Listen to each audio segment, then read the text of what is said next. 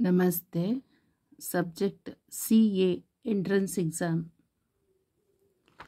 Paper 3 Business Mathematics, Logical Reasoning and Statistics.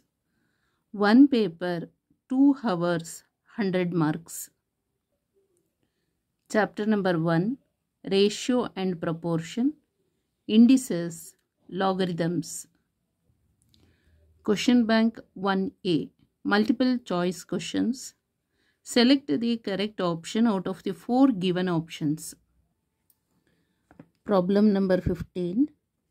What must be added to the terms of the ratio 3:7 to make it equal to 3:4?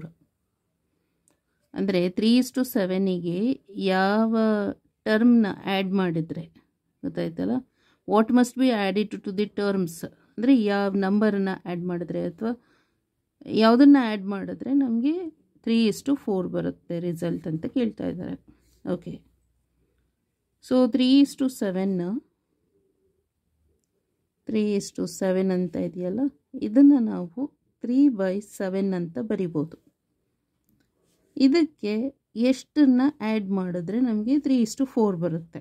So 3 + ಎಕ್ಸನ್ನು add ಮಾಡ್ತಾ ಇರೋದು 3 ಜೊತೆಗೆ, ಮತ್ತು 7 ಜೊತೆಗೂ ಇದು antecedent, ಇದು consequent ಜೊತೆಗೂ ನಾವು ಅನ್ನೋನ್ ವ್ಯಾಲ್ಯೂ ಆ್ಯಡ್ ಮಾಡ್ತಾ ಇದ್ದೇವೆ.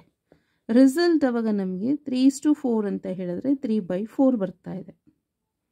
ಗೊತ್ತಾಯ್ತಲ್ಲ. ಸೊ ಇಲ್ಲಿ ಅವ್ರು ಹೇಳಿರೋದು what must be added to the terms of the ratio 3:7 to make it equal to 3:4. Antecedent 3 ಇದೆಯಲ್ಲ, ಅಲ್ಲಿ ನಾವು ಆ್ಯಂಟಿಸಿಡೆಂಟ್ಗೆ +6ನ ಆ್ಯಡ್ ಮಾಡ್ತಾ ಇದ್ದೇವೆ. ಆ್ಯಂಡ್ ಕಾನ್ಸಿಕ್ವೆಂಟ್ 7 ಜೊತೆಗೆ ಅನ್ನೋನ್ ನಂಬರನ್ನು ಆ್ಯಡ್ ಮಾಡ್ತಾ ಇದ್ದೇವೆ. ಆ ನಂಬರ್ ಯಾವುದು ಅಂತ ಹೇಳಬೇಕು.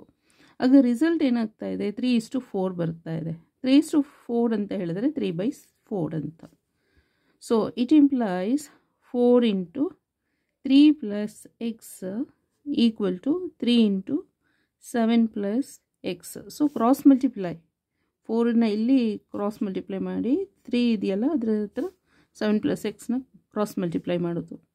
4 3s are 12 + 4x equal to 3 7s 21 + 3x.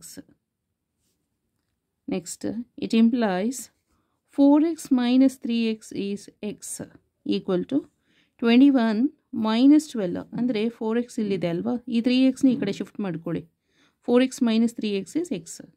ಇಲ್ಲಿ 21 ಇದೆ RHS ಅಲ್ಲಿ, ಈ LHS ಅಲ್ಲಿರೋ 12ನ ಈ ಕಡೆ RHSಗೆ ಶಿಫ್ಟ್ ಮಾಡಿ 21 - 12 ಅಂತ.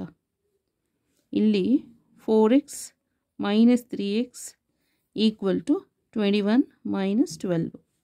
So then x equal to 21 - 12 is 9 is the answer. So option B is the correct answer. Okay, thank you so much.